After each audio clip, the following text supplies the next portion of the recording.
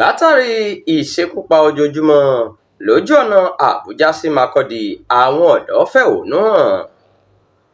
ogunlọ́gọ̀ àwọn ọ̀dọ́ ìpínlẹ̀ benue ni wọ́n fọ́n síta lọ́jọ́ sunday ọjọ́ 15 oṣù kẹfà ọdún yìí láti fẹ̀hónú hàn lórí bí àwọn fúlàní darandaran ṣe ń ṣekú pa wọn lójoojúmọ́ lágbègbè náà.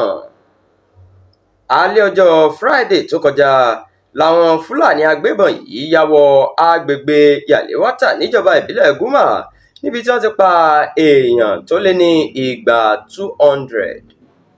bí ìṣẹ̀lẹ̀ yìí ṣe wá di ojoojúmọ́ bí ẹkún apọkọjẹ ló jẹ́ kí àwọn ọ̀dọ́ yìí tí wọ́n wọ aṣọ dúdú tí wọ́n sì gbé onírúurú àkọlé dání fọ́n síta tí wọn kò sì jẹ́ kí mọ́tò kọjá lójú ọ̀nà márosẹ̀ àbújá sí makurdi. ohun tí wọ́n ń béèrè fún ni pé kí ìjọba tètè wá nǹkan ṣe sí ọ̀rọ̀ ìtàjẹ̀sílẹ̀ ọ̀hún, kí ètò ààbò tó péye sì wà fún ẹ̀mí àti dúkìá àwọn aráàlú.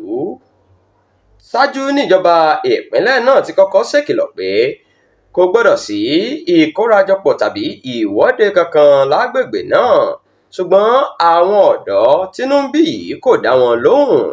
wọ́n ní ọ̀rọ̀ náà kò ní ká ìjọba lára tí àwọn kò bá jáde síta.